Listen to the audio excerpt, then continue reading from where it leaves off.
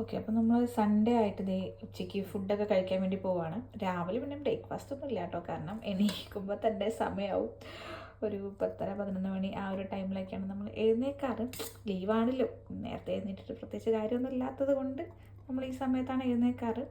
അങ്ങനെ ഉച്ചത്തെ ലഞ്ചൊക്കെ ആയി ദേ ഫുഡ് കഴിക്കാൻ വേണ്ടി നിൽക്കുകയാണ്. ചോറൊക്കെ എടുത്തു.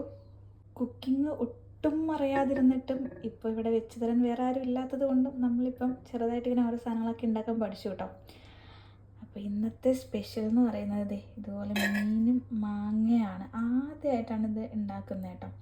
സംഭവം ഞാനിങ്ങനെ കുറേ റീൽസൊക്കെ കണ്ടിട്ടുണ്ട്, അങ്ങനെ കണ്ട് നോക്കി പഠിച്ച് ഉണ്ടാക്കിയൊരു സംഭവമാണ്.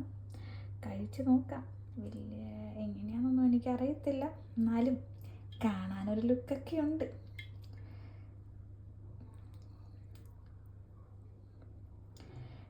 പിന്നെ ഏറ്റവും ഇഷ്ടമുള്ളൊരു സാധനമാണിത്.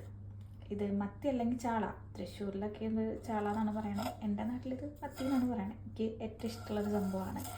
ഇതിപ്പം ഇവിടെ ഇങ്ങനെ ഫ്രൈ ചെയ്ത് വെച്ചിട്ടുണ്ട്, അതും നമ്മളെടുത്തു.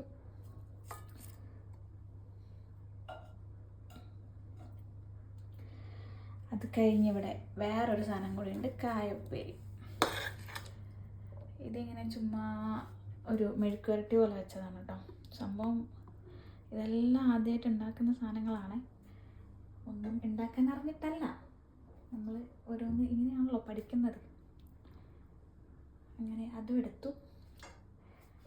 നാട്ടിൽ നിന്ന് കൊണ്ടുവന്ന നല്ല നാരങ്ങ അച്ചാർ. ഓഹ്, തപാര ടേസ്റ്റാണ് കേട്ടോ, ഒരു രക്ഷയില്ല. അത്രയും നല്ല അടിപൊളിയാണ്. കുറേ വെളുത്തുള്ളിയും കാന്താരി മുളകൊക്കെ ഇട്ടിട്ടുള്ള അച്ചാറാണ്.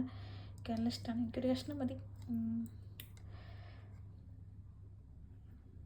നമ്മൾ അതും കൂടി എടുത്തു. ഫുഡ് കഴിക്കാൻ വേണ്ടി പോവാണ്.